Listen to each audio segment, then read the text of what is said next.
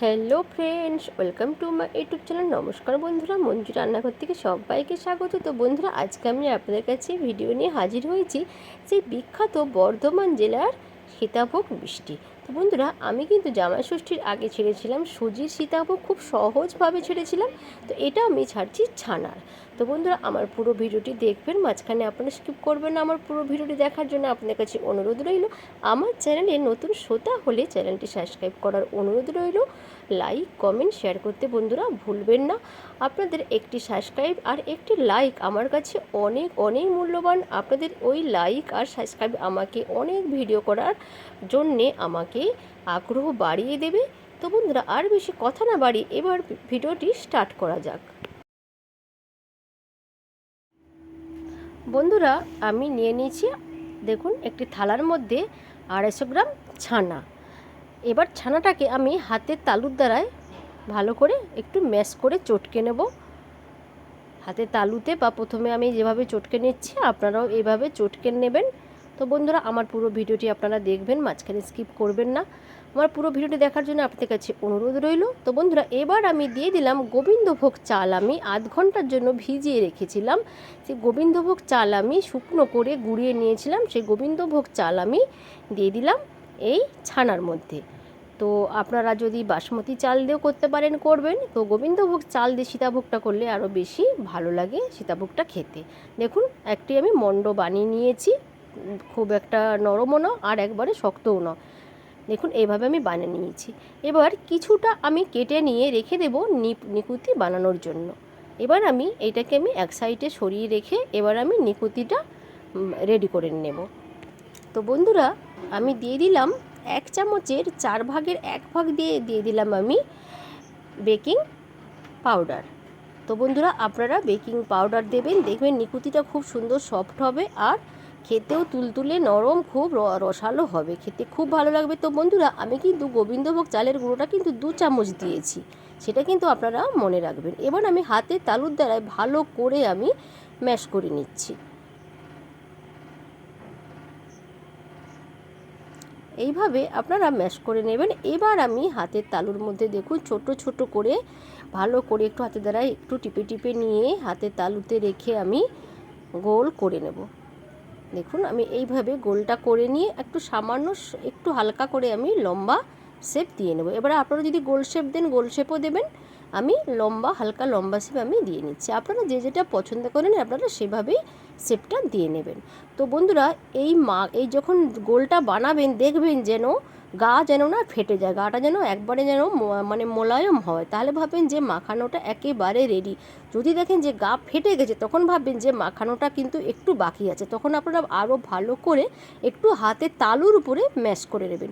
দেখুন, এইভাবে আমি নিকুতিগুলো সব আমি বানিয়ে নেব। এবার বন্ধুরা, আমি গ্যাস জ্বালিয়ে দিয়েছি, কড়াই বসিয়ে দিয়েছি, দিয়ে দিলাম এই যে বাটিটার 1 বাটি চিনি আর সেম ওই বাটিরই দিয়ে দিলাম 1 বাটি জল। তো বন্ধুরা, এই যে চিনির শিরাটা হবে এটা কিন্তু একটি চটচটে শিরা হবে, তো কোনো একটার শিরে হবে না। 4টে এলাচ আমি ফাটিয়ে নিয়েছিলাম আর 4টে লবঙ্গ আর একটা বড় দারুচিনিকে আমি ভেঙে আমি দিয়ে দিলাম এই চিনির শিরার মধ্যে। তো এর ফ্লেভারটা খুব সুন্দর হবে, তার জন্য আমি দিয়ে দিলাম।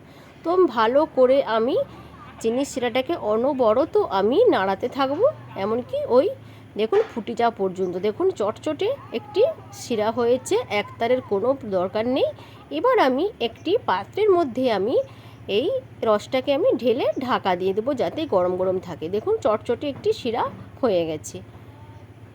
এবার আমি বন্ধুরা গ্যাস অন করে কড়াইটা পরিষ্কার করে ধুয়ে নিয়ে তেল গরম করে নিয়ে বাতিটা কমিয়ে দিয়ে দিলাম সব তৈরি রাখা নিকুতিগুলো আমি ভালো করে এবার আমি ভেজে নেব। এবার দেখুন এক পাশ আমি উল্টিয়ে দিলাম, দিয়ে এবার আমি বারবার আমি এটাকে নাড়তে থাকবো। তো বন্ধুরা, মনে রাখবেন গ্যাসের বাতিটাকে কিন্তু লো টু মিডিয়ামে রাখবেন, ফট করে বাড়িয়ে দেবেন না, তাহলে কিন্তু কালারটা এসে যাবে আর ভেতরটা কিন্তু একটু কাঁচা কাঁচা রয়ে যেতে পারে। এইভাবে অনবরত আপনারা নাড়তে থাকবেন। তো বন্ধুরা, সীতাভোগ খেতে কে না পছন্দ করেন, সবাই ভাবছি আপনারা পছন্দ করেন, তো আমিও ভালো খাই। যে সেই সীতাভোগ যদি বাজারে কিনতে না গিয়ে বাড়িতে যদি ঝটপট করে যদি ছানা দিয়ে তৈরি করে নিতে পারেন তো কতটা সুবিধা হয়, আর খেতেও দুর্দান্ত লাগে। বাড়ির খাঁটির জিনিসের মতো কোনো জিনিস তৈরি হয় না।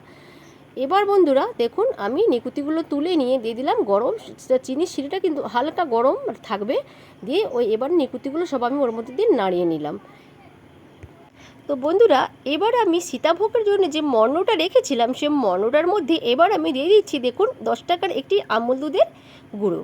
গুঁড়ো দুধটা দিলে কিন্তু সীতাভোগের টেস্টটা কিন্তু দুর্দান্ত হবে, খেয়ে আপনারা ভুলতেই পারবেন না। এবার আমি ভালো করে ওই পাউডারটাকে মানে আমুল দুধটাকে গুঁড়ো দুধটাকে আমি ভালো করে একটু মেখে নিচ্ছি। খুব বেশি আপনারা চেপে চেপে মাখবেন না, তো এর থেকে কিন্তু তখন দেখবেন একটা তেল ছেড়ে দেবে। হালকা হাতে মেখে নেবেন, দেখবেন খুব সুন্দর মাখা হয়ে যাবে। এই দেখুন মাখা হয়ে গেল। এবার আমার সীতাভোগটা ভেজে নেওয়ার পালা। দেখুন ওই একই তেলের মধ্যে তেলটা হালকা গরম আছে, আমি বাতিটা কিন্তু লোতে রেখে দিয়ে দেখুন একটি আমি নিয়ে নিয়েছি গ্রেটারের সেই বড় দিকটা বড় ফাঁকটা দিয়ে আমি দেখুন হাতের দ্বারাই ঘষে ঘষে ঘষে ঘষে আমি এভাবে আমি বানিয়ে নিচ্ছি। আর আপনারা কিন্তু গ্যাসের বাতিটা কিন্তু একেবারে লোতে রেখে দেবেন তেলটা গরম করে। দেখুন আমি এই গ্রেটারটা দিয়ে বড় ফাঁকটা দিয়ে করছি। আমি কিন্তু দুরকম দিয়ে আপনাদেরকে দেখাবো।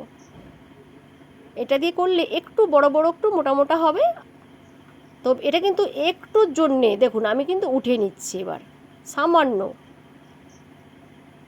ওই 30 সেকেন্ড মানে পর্যন্ত এটাকে নাড়া দিয়ে সঙ্গে সঙ্গে উঠিয়ে নিতে হবে, দিয়ে সেই গরম চিনির শিরের মধ্যে দিয়ে দিতে হবে, দিয়ে একটু নাড়িয়ে দিতে হবে।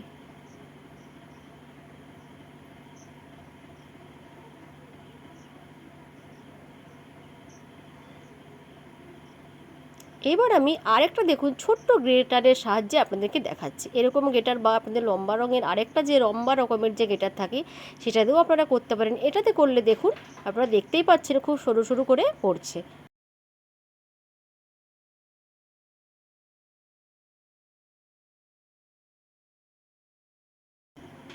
দেখুন খুব বেশি কিন্তু ভাজবেন না, হালকা ভেজে কিন্তু উঠিয়ে নিতে হবে যেন সাদা সাদা থাকে।